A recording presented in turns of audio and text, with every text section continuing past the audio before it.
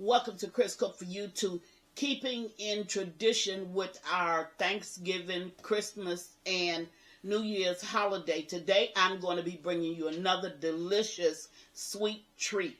I'm going to be making lemon sour cream pound cake. Now this cake takes about an hour and a half to go ahead and bake. Once you put the ingredients together, then it takes about an hour and a half to go ahead and bake. But the good news is you can keep this 2.5 months. So you don't have to eat it right away. If you choose not to have it for one of your holiday meals, you can have it after. It has good longevity when it comes to staying in the freezer. And I think that if you try it, you're going to love it, and it's still going to taste just like the day you first baked it. So let's get started with the ingredients that you're going to need to make this delicious cake. You're going to need all-purpose flour. That's right, that's all-purpose. That's not cake flour.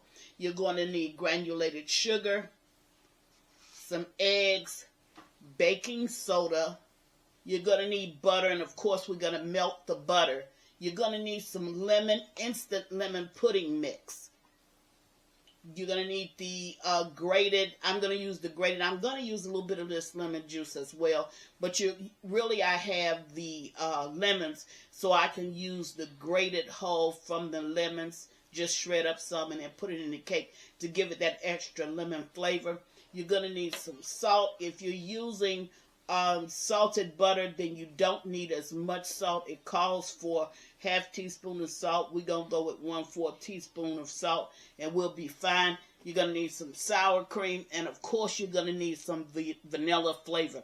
Now go ahead and preset your oven at 325 degrees and we'll come back and get started on this delicious cake. Also, go ahead and flour and oil your pan, or in reverse, oil and flour your pan. Be right back. All right, now I'm at the mixer and I'm getting ready to go to the next step in this cake. So I'm going to go ahead and start. What you want to do first is to cream your melted butter. This is really, it's not melted, but it's softened butter, like room temperature butter. You want to cream that with your vanilla and with your sugar. So when I get started with that, I'm going to say this because I don't know how loud this is going to be, whether or not you're going to be able to hear me. When I get started with that, once I get all of the sugar mixed in with the butter and with the vanilla, it calls for you to mix that until it's fluffy, and that's normally about 3 minutes. So what I'm going to do is I'm going to go away. I'm not going to hold you for those 3 minutes. I'm going to go away, and then I'm going to come back once that 3 minutes is up, and then we'll just move to the next step. But before I do that, let me go ahead and just put all my dry ingredients, with the exception of my sugar. Let me go ahead and just put that into a bowl and mix it together, and that just makes your process a whole lot faster. So here I have my lemon jello, and this is too small. It really calls for one large. They didn't have it, so I got 2 smalls, but it works out to be the same thing. Then I got my baking soda here. And with my baking soda, I got my salt, and remember I'm using a little bit less salt, and the reason for that is because I'm using salted butter. So what I want to do is I want to mix that up together. Okay, so what you're going to do when you get to that point is you're going to alternate your dry ingredients with your sour cream. So you want to start with your sour cream, then add a little bit of your dry ingredients. Go back to your sour cream and then go back to your dry ingredients until all of your dry ingredients and your sour cream is actually in the cake. So I'm going to get started with that right now. And the last thing you're going to put in is, of course, your zest. And I have my zest sitting back here. And you're going to hand do that. You're going to just fold that in. So I'm going to get started with this process. Let's go.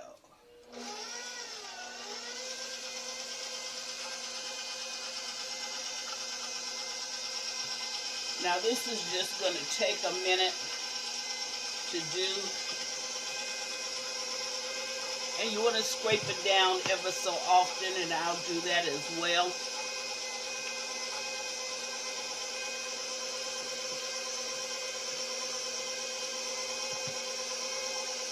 Now you make sure that you cream this up good. I'm going to turn it up just a little bit.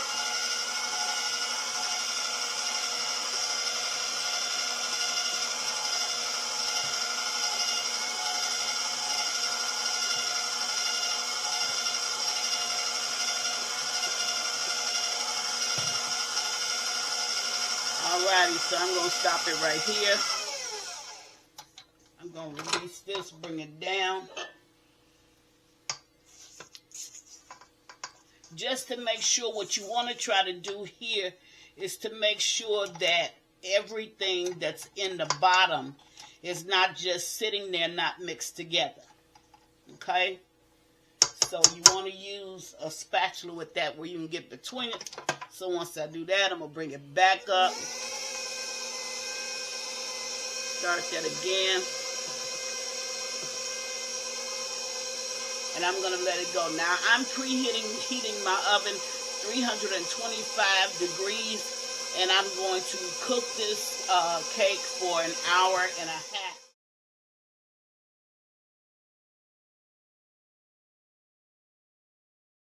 So I'm going to stop it and just show you what it looks like. This is what your pail. Let's see, I got this going over in my sour cream. But when I say pale, see how pale it is? That's what it's supposed to look like. Make sure that you scraped all down in the bottom, so that everything is uniform in color and everything is all blended in. Now, once we do that, we're going to add our eggs one at a time. And you want to stir just a little bit after each egg that you add.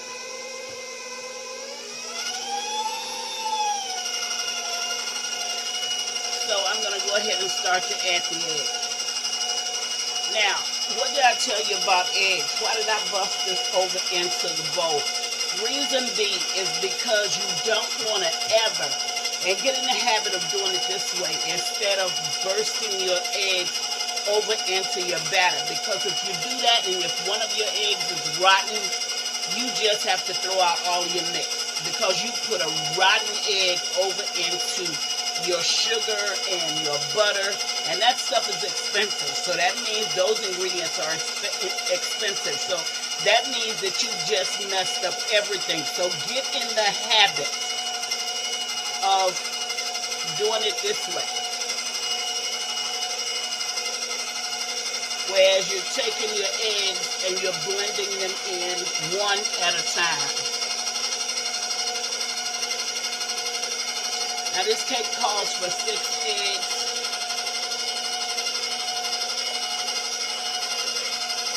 And that's exactly what we're doing. Now if you're not good at putting all your eggs in one bowl and then just allowing them to drop in like you see me doing it, don't do it that way. Just put one in a bowl, crack it, put it in your cake batter. Because 2 things can happen here. One, you can mess up that batter. But 2, if you're cracking it from the side of your bowl and you're putting it in, what happens when you drop in an egg shell?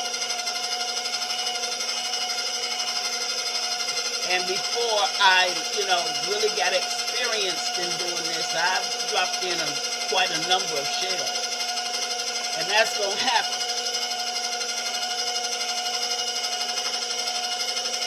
So now if you can see it, my cake is getting a little bit fluffy.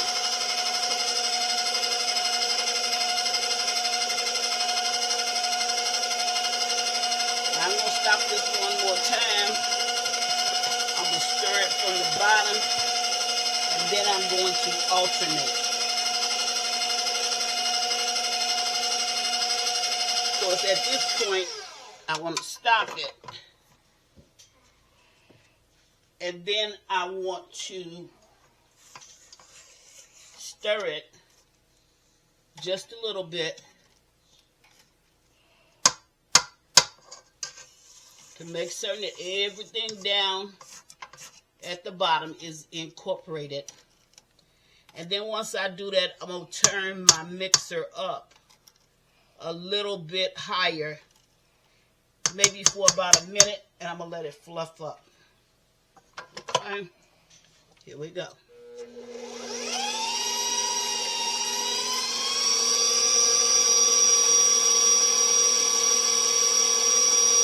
Now, the last of my ingredients, well, next to the last, of course, the last is going to be the lemon zest. I'm going to put in a little bit of sour cream.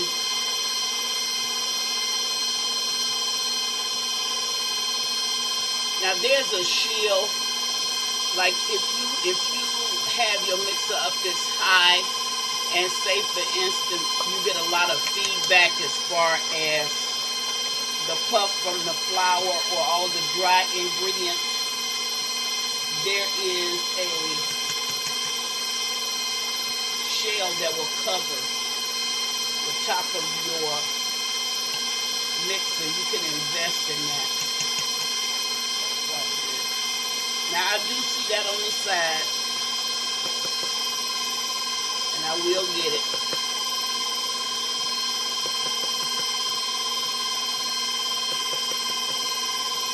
Now this cake is going to be on my Thanksgiving Day table.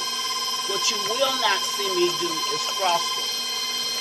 But because I don't put frosting on my cakes before I freeze them, but what I will do is I will let you see me wrap this for my freezer. I will also list in the description box, I'm going to have the frosting that goes on this cake. Real simple. Butter, lemon juice, and powdered sugar. And I'm going to have that. And what you're making is you're making like a glaze.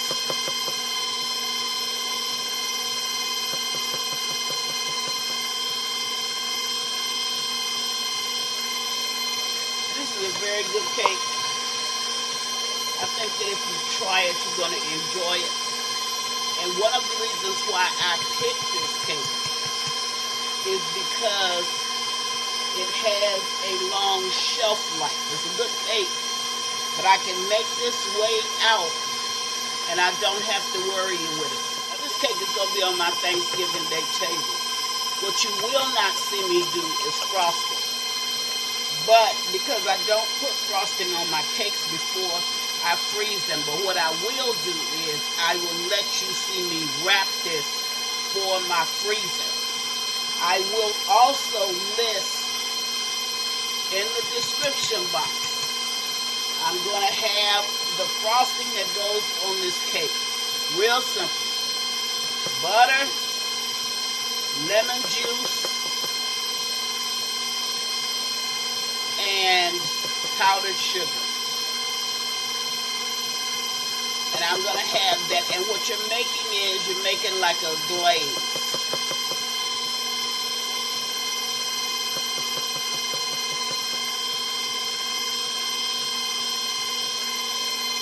This is a very good cake. I think that if you try it, you're going to enjoy it.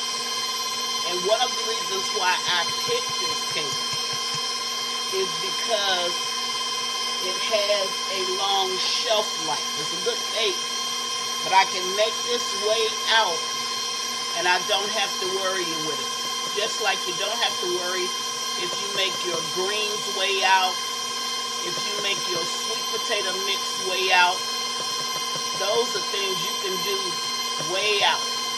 You don't have to wait until you get right up on the holiday and then decide that you want to try to make this stuff.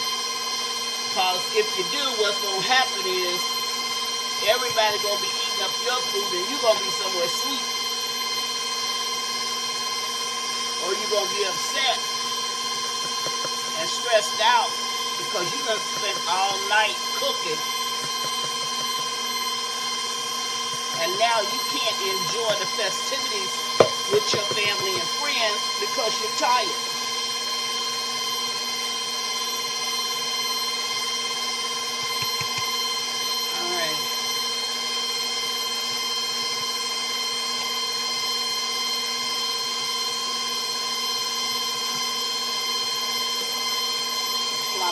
bit of flour, but don't worry about that.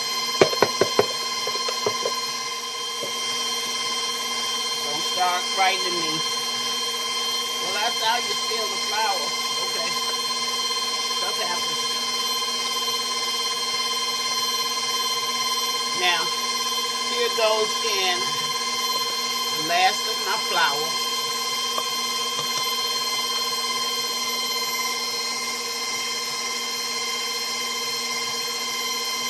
And here goes in. Remember I told you start with the sour cream and then with the sour cream?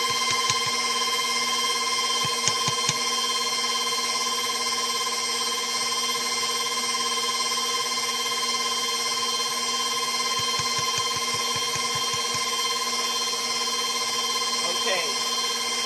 Now what I do want to do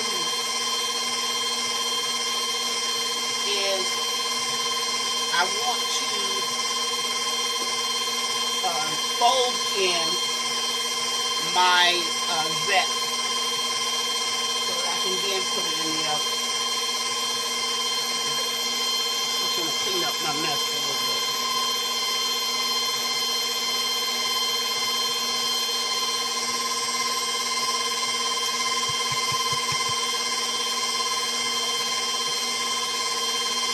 Alrighty. It's done. So what I'm going to do is I'm going to scrape it down.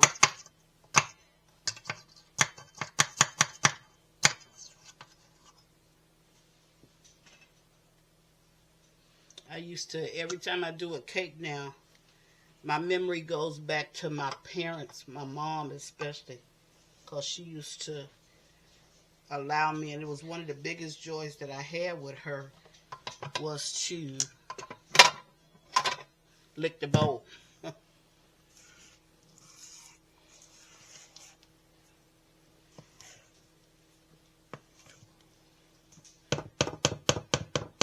Now it's at this point that I'm going to go ahead and add this zest,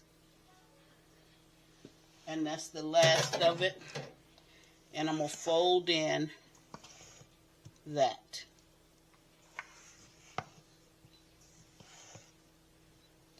Now that zest is just going to give me a little bit more tart into my cake.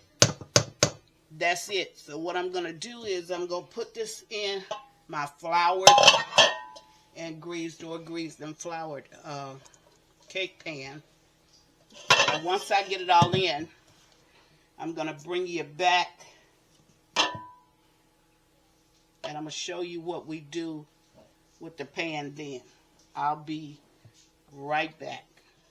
Okay, now I have all of the cake into the cake pan, and I wanted to, or the bump pan, I wanted to show you two things. You don't want to fill it any fuller than this. But you also want to run your spatula around in the cake. Why am I doing that?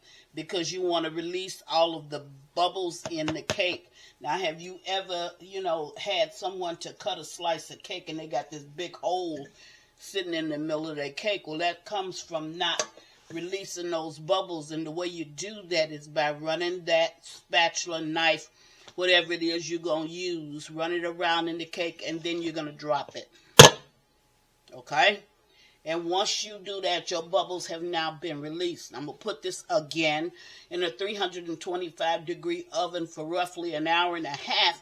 I'm going to bring you back. I'm going to show you what it looks like when it cools. Then I'll probably turn it out so you can actually see the cake. What I will not do is frost it, but I will cover it so you can see exactly how this is done. And I guarantee you, when you take this out, whether it be 1, 2, or 3 months from now, when you take this cake out, it's going to taste like, once it thaws, it's going to taste like you just baked that cake that same day. Be right back. There it is. And that's what it looks like. Now I'm going to allow this to cool at least 15 minutes before I even touch it. And then I'll bring you back and show you what it looks like. And then it has to sit out for 4 hours to make certain that it's totally cool. And then I'll wrap it. But I'll let you see. Okay, now what I did for the sake of time, I just went ahead and I sealed this up with saran wrap. If you have a vacuum seal, you can go ahead and use that in order to take all of the air out of the bag or whatever it is that you're going to be sealing, your little plastic bag, to make certain that all of the air is out, because the air is what you don't want. The air is what's going to cause it to stale, and that's what you don't want. So you want to take it out, and you want to make certain that it's secure. Now I'm going to do this. I'm just going to fold this together.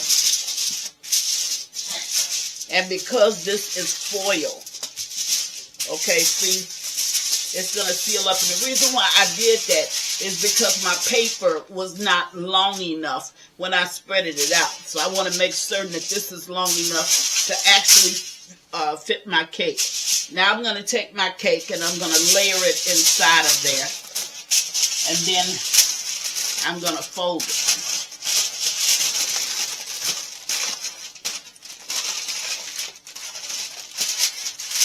Now this is just an extra precaution that I'm taking to make certain that my cake is going to be just as fresh as the day that I baked this actual cake. Okay, so I'm going to go ahead then. If you think you need another piece, just go ahead and put another piece over there. I don't think I need another piece. So then I'm going to go ahead and take the cake and I'm going to put it in this plastic bag. Now I have the saran wrap on it. Then I have the aluminum foil on it. Now I got my plastic bag on. So I'm sure that this cake is going to be fine. Now I'm going to freeze this cake. And if I told you, I think I told you yesterday, that this cake will keep almost up to 3 months. Okay, you got a good 2.5 months on this cake. But I'm not going to be doing this for 2.5 months. This is my Thanksgiving Day cake.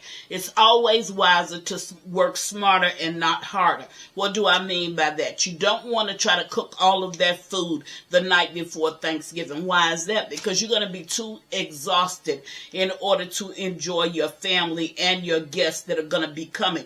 So you want to start your cooking process way out. There's some more, a couple more cakes I know, and one pie that I definitely want to get cooked. But I also want to cook my greens online, and that's because I'm doing a mixture that I think is going to be truly, truly good. I've tried it before, and it's real good. I'm going to do rutabagas, collard greens, and cabbage all mixed in a bed of smoked meat. And I think that's going to be good, but I'm not going to wait until the day of. I could have done that last month, and it still would have been good. So the sooner you start to work out from the holiday, the better the holiday is going to actually be for your enjoyment. So you want to make certain that all of this stuff is out of the way so you can enjoy your family and your guests. Now, this is just one more thing to put on your Thanksgiving Day table. I've tried it. I got some of the crumbs, and this cake is really, really good. And the glaze is going to be at the bottom of the description box. And if you do what I do, I tell you this all the time, you're going to get the same results that I get. And my table is the kind people just invite themselves to. So you know the cooking got to be good. So that's what I have for you today. Chris is making this lemon sour cream cake. I'm going to put it in my freezer, take it out the night before, put the drizzle on it because I'm not going to do any of my frostings until that day. But all of the frosting recipes will be in the tutorial, so you'll be able to do the same thing that I did. Just make certain that through the plastic bag you take as much of the air out as you can. That's what I have for you today, and as always, thank you for watching. Chris Cook for you too. Bye.